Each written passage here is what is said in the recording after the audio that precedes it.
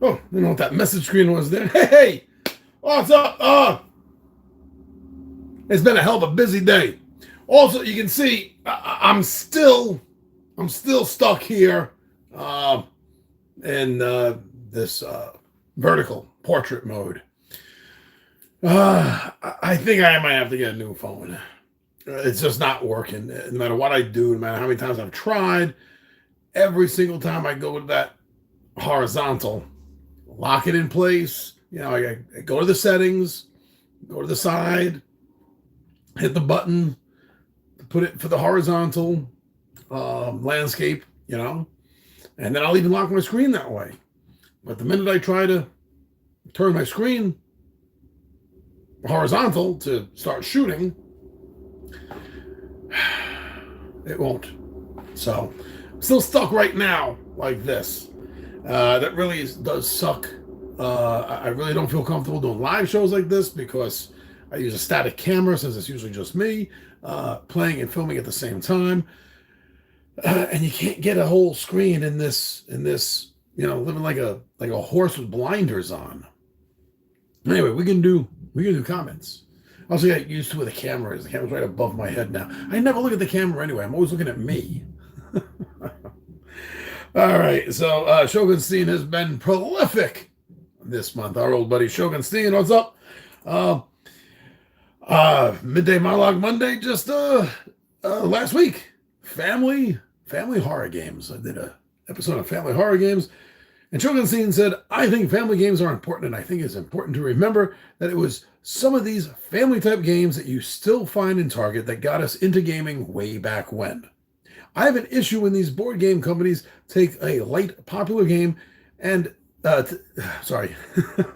have an issue when these board game companies take a light, popular game and then, as some kind of cash grab, make a kids version of an already light game. Just another way to get money from that person in your gaming group to buy too many games, and they can't justify buying more games for some reason. When the 5-year-old who would probably just want to play Shoots and Ladders is now given a $50 game version of a kid's legacy game that they have no interest in. Kind of muddle that up a little bit on your Shogunstein, but no, yes, you're absolutely right. You're absolutely right. Which is why 100%. Even though you see right above me here, everything that has to do with HeroQuest, I'm not getting the new HeroQuest box. Light something, a light offering, light years, so I don't know what the hell it is. I can't remember. It's a kiddie version of HeroQuest, which it just boggles the mind because HeroQuest is literally one of the easiest, rule-wise, to learn. It is one of the easiest board games ever made, outside of little kiddie games, like you say, Shoots and Ladders. As soon as you graduate into the more tween games, this has got to be like the easiest rule set ever. To use your words, it boggles my mind, Shogunstein, why the hell they think we need a kid version of a dummied down rule set for HeroQuest. Hey! Juvie123 says, hello, what's up, Juvie123? COD Narco Bravo 07 Ghost. BlackRock, Juvie23 just got here. What are we talking about? Well, I'm just going over the comments section.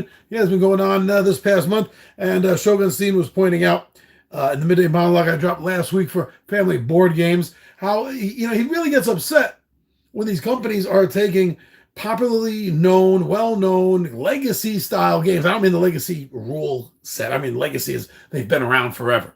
And then they rebottle them and dummy them down. And this is where you're coming in, where I'm venturing right back at them. Because I love HeroQuest, which is why I got everything up there. But this new set, the light something, I'm not bothering with that because it's a dummied down version of something that's already super easy. Hey, hi, I'm Oren from the Spunky. All right, that's Diamond DGT. Hi, I'm Oren from the Sprunky. All right. Thanks for joining me here while I go over some comments, bitch a little bit, and answer whatever you got going on. Wow, maybe I should do these later at night. I just got so busy today. I had no time to come on at noon. Noon here in New York City for me anyway. But yeah, maybe I should do these things a little bit later during the day, I guess. All right, Shogunstein was prolific as always in the comments section. Thank you very much, Shogunstein. If you don't know Shogunstein and you enjoy board games, which I guess is why you're here on my channel, right? Go check out Shogunstein. He does more than just board games. He's always entertaining me with something. And one thing that I really do like that he does, and I don't see anyone else doing it, is he does colorblind perspective for board game components. Now I have a little bit of the blue green can blend a little bit with me. Not too bad. Not too bad with it, but it does blend a little bit. So I appreciate that at least somebody like Shogunstein is taking the time to talk to us about components in games and how they affect people with color blindness. I think it's brilliant that he does it. Go check out his channel. Shogunstein is worth a look. He definitely is. He's all over the place here. Thank you, Shogunstein, very much. I get very little traffic on my quote the Bard, my bardic poems that I write. This last one for the Bloodstalker of Evermoon Vale. You said cool game title. It is a cool game title. It is. I didn't think about that. The Bloodstalker of Evermoon Vale. It sounds like something like an old computer game, I think. Shogunstein, again, thank you, Shogunstein, for thinking that. We have a legendary week of games set up yesterday, Monday. Every Monday morning, I drop the whole week of what's going on for the channel because I'm so far ahead on my schedule. That's easy to do. So thank you for thinking that it's going to be a legendary. This is October, so obviously I'm trying to do as much as I can horror-themed. Shogunstein over here for, the Slideshow Gaming. We just recently did The Thing, Infection at Outpost 31, which I think is a great translation of the movie. If you're a fan of the movie, if you don't know the movie, go watch it, The Thing. John Carpenter's The Thing. Oh, love that movie. And the board game, Infection at Post 31, is tough as nails. Wow. I mean, talk about a hidden traitor game, and it follows the movie great. It really does with the blood testing and everything, and how you can start the game not a traitor, not a monster, not a thing, but then later become one. Oh, I mean, the whole base is burning down around you. A lot of excitement, a lot of adrenaline going on with that game. Tabletop Takeout. I did a Tabletop Takeout a couple weeks back of Dungeons & Dragons Fantasy Adventure board game, which is one of my favorite of all time, and definitely my favorite Dungeons & Dragons board game. Translating the RPG to a board game, no company has ever done it as well as Parker Brothers did, in my humble opinion, back when the early 2000s to coincide with third edition. They came out with the board game, and you need a DM. Almost none of the others. Like, I love the cooperative adventure system. That's a great system, and it's really fun. You get a chance to play it solo, but with the adventure board game, it is D&D. It's close as a board game it actually get. So I did a great slideshow, really showing some love for the product. And Luke Dixon, 2747, just 10 days ago, said, loved it as a kid. Now I'm playing my old copy with my kids. That's awesome. That's awesome that you are, man. Just ordered another copy to replace a few lost pieces. Now I have double the boards. Epic Dungeons incoming. The mwahaha was his. That was mine. I'm just assuming he must be doing something very Burns-ish while he's doing that. No, really, Luke Dixon, I think it's absolutely fantastic that you're bringing this fantastically fun board game from your childhood, my childhood, from the 80s, and introducing it to your kid and maybe your kid's friends. It's a great system. It really is. It's the best system, I think, before you get a kid playing D&D. Start them on Hero Quest. Yeah, every single time. Slideshow Gaming, Dead of Winter Collection was another slideshow I did. And from our old friends, Starship Chiru Studios. Thank you for this video. I think the background music really matched this game. Background music means a lot to me in most of my videos. Being the fact that I was born in the end of the 60s, grew up in the 70s, all the television shows I watched, they all had that incidental background music. And I think that's really why I put so much background music into the videos that I can, using the videos, the music that is allowed to me by the Power Director. That's what I use to edit all of my videos on my Galaxy, is Power Director. So yeah, whatever's available. I wish it was a bigger library, but hey, it is what it is. Thank you for seeing that there. Shogun Steen. Oh, I'm sorry. Starship. Shogun Steen is right here. What's up, Shogun Steen? Thank you for the shout out. Of course, I give you a shout out whenever I mention you because you're worth it. You're worth it. Definitely. All Things Nerd 4484 dropped a comment for an older video I did months ago, earlier in the year, actually. Brawling board games. Wow, that was from 23. That was last year. August of 23 last year. Brawling board games, D&D, fantasy adventure board game versus the Dungeons and Dragons cooperative adventure system. That was a fun video to do. It was a little tough. It was tough because they're both such great games. But All Things Nerd 4484 said just 12 days ago, I love to see the old D&D, the fantasy adventure board game get some love. I cherish my copy with both expansions. If you really need a tiebreaker, I would have to base it on availability and give the win to the cooperative adventure game system, because Dungeons and Dragons, the fantasy adventure board game, is one, long out of print. Unfortunately, he's right, it is. And two, was never officially released in the US. It wasn't. This was actually a gift to me years ago. Back in, I can tell you when, it was 2011. It was 2011. The Fantasy Adventure board game, as well as the 2 expansion games, were gifted to me by my old friend Anthony, who at the time had time, and he was gaming with us all the time. Time again. Wow, it keeps going up. But anyway, so yeah, we've played that a bunch of times. I've soloed it a bunch of times. Well, I can't solo that. I've played it a bunch of times of getting mixed up with the adventure cooperative system. No, the board game, yeah, it's absolutely fantastic. I'm so glad I have that with the 2 expansions, and I'm sure you must feel the same way about this All Things Nerd. Why did they not advertise it more? Why didn't they not push it more? Why didn't they not sell it in the United States? It would have been a huge hit. It really would have been a huge hit. They missed out on something there. And we missed out. I mean, you and me didn't, because we got the board game All Things Nerd, but even so, we missed out because there should be more. There should be more expansions.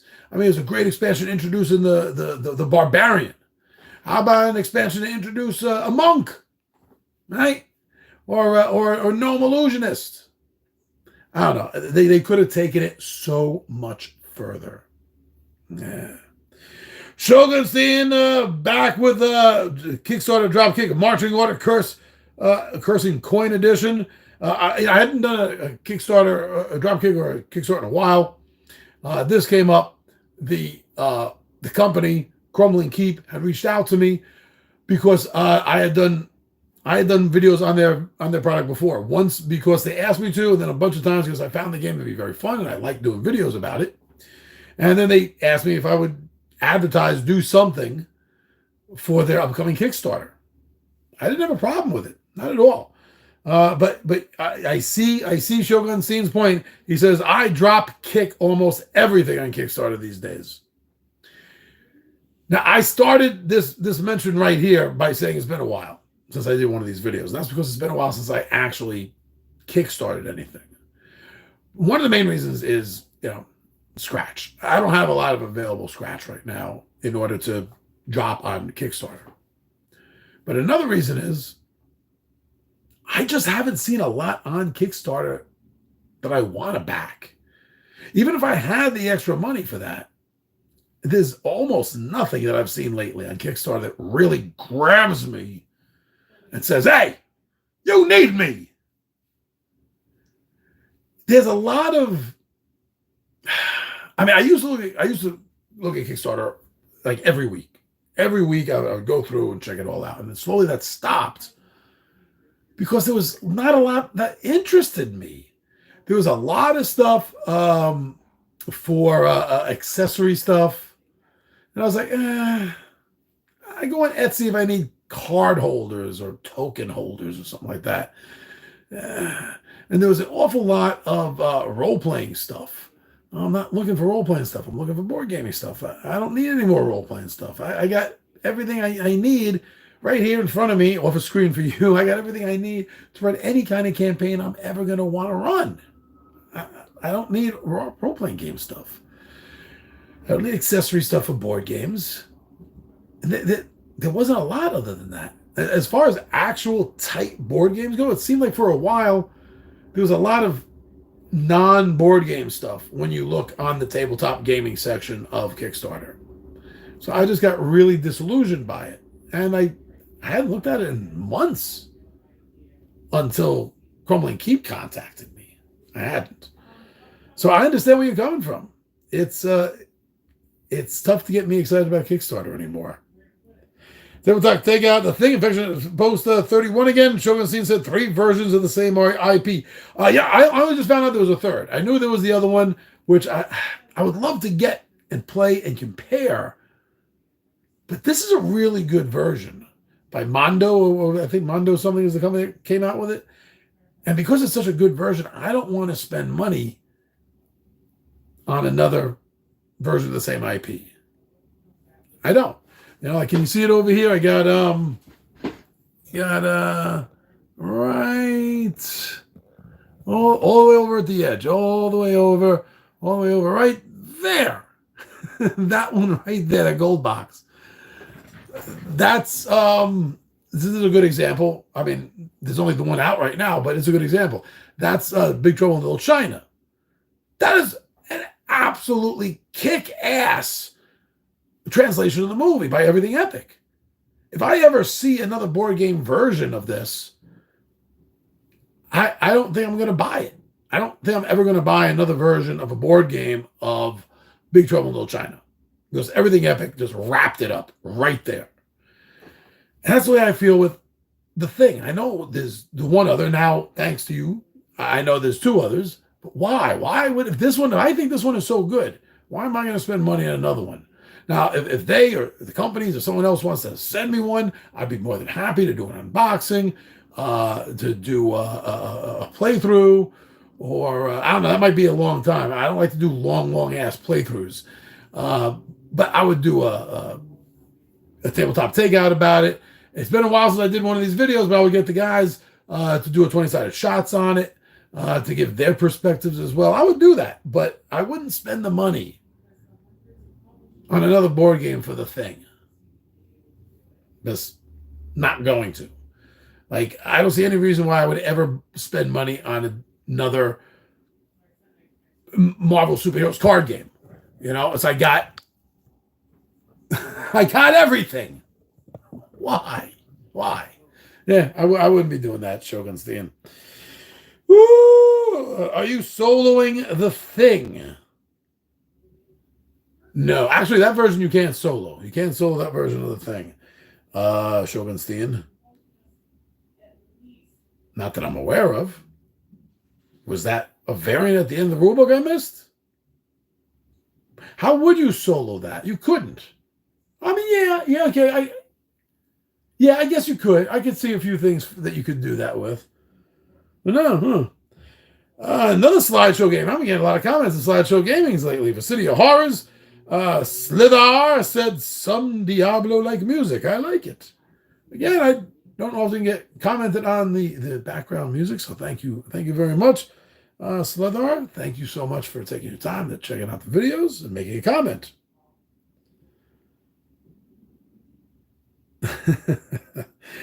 So we had an interruption for several reasons I'm not going to get into. We had an interruption in some of the Giacomo poems.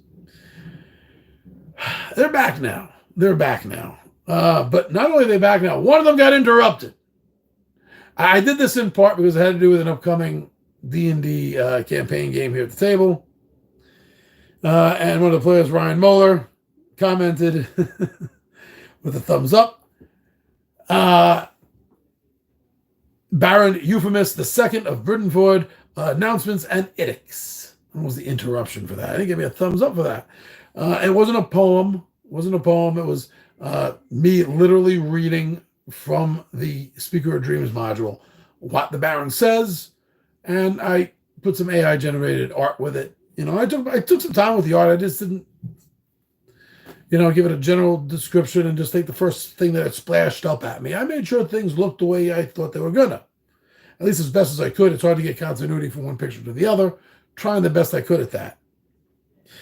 Tabletop takeout for Battlestar Galactica. Shogun Scene said, "Do you like this or Blood Along the Clock Tower better?" They're both different games. I can't really compare the two. Yes, they're both trader games. They're both hidden trader games. But other than that, that's where they end, right? And their similarities. Battlestar Galactica is literally a board game, while Blood on the Clock Tower, I mean, you want to splice hairs, it's not a board game. What could it's a book game, because the storyteller, game master kind of character, if you will, the storyteller in the game is holding all the information in a book, a faux book, that nobody else can see. There's no board, there's no pieces, there's no cards, there's no dice. So the differences are so vast compared to the few similarities. Actually, the only similarity is that they're a hidden trader, hidden identity game. That's it. That's where everything ends. It would have been a better question: what's better, Blood on the Clock Tower, or Are You a Werewolf, or Mafia? One night a werewolf, one night a vampire, one night a supervillain. There's a whole bunch of those games, right? That would be a much fairer question to ask, because now you're dealing with two games that are literally on the same level of the teeter-totter. They're perfectly balanced, from what I can tell. I haven't played any of the Ultimate games. I played Mafia and Werewolf years ago, once like each. So I'm not the best to compare the two right now, but I still think that would be a fairer question. Also, for Battlestar Galactica, despite the expensive reskin, seems people like this version better. The expensive reskin, you're talking about the fact that this is, that there's a reskin of this because they lost the IP. Fantasy Flight Games no longer has the Battlestar Galactica IP, so therefore their license is over. They can no longer make anything new, sell this game other than whatever was left in stock, right? They can't produce anymore. They've redone it. I can't think of the name of it. No, I can't. But it's a Cthulhu-based game. You're on a ship in the ocean, like in the 1930s, and some people are secret worshippers of Dagon, I think it is. And you got to figure out who you got to survive and not get converted. I see why they did it. I mean, Cthulhu is a free IP.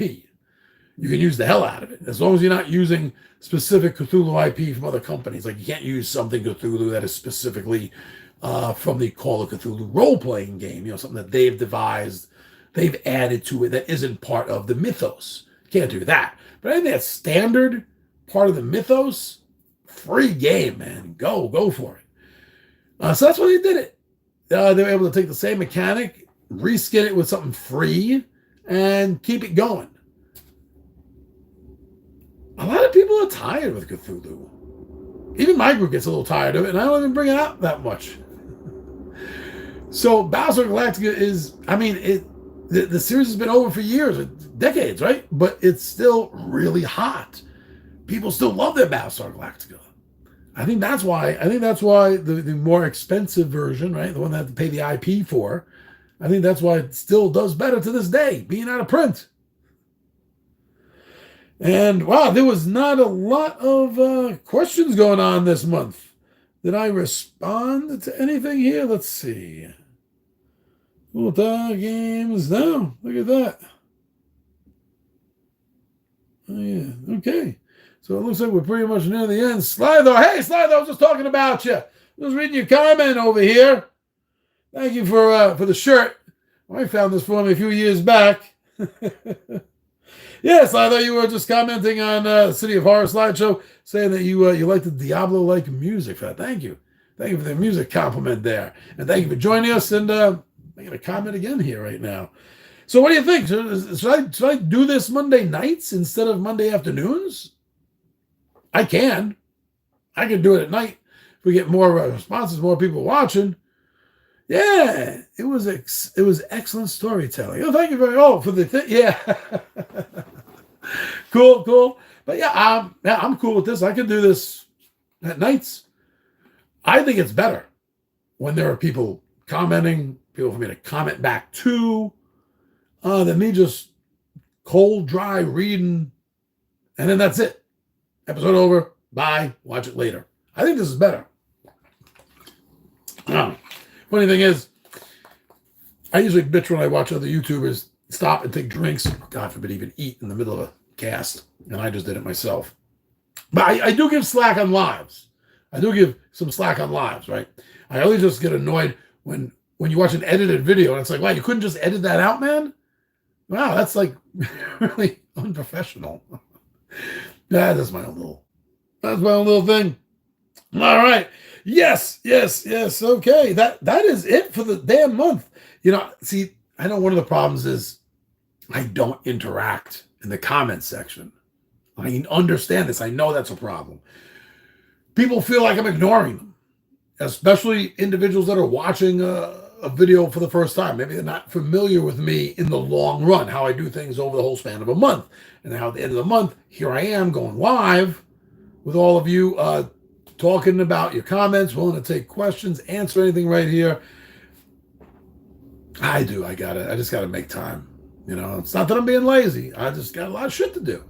And it just means tweaking a few screws here and there, change things around, and just make it a little more time so I can get to the comment section regularly on a regular basis. And just because I drop a comment back to someone doesn't mean I can't mention it here on a live show if I think it's a good comment. Right? Yeah. So, I think I'm going to do this later. I think maybe this was a good thing to happen. I think this is a good example for me. So yeah, between 8 and 9 o'clock, then it would probably be a good time for me to start doing this on Mondays. It doesn't sound like a midday monologue anymore. Maybe it'll just be a Monday monologue. Want to rename the whole series, but we'll see how that works out, right? Okay, and you saw the list for this week.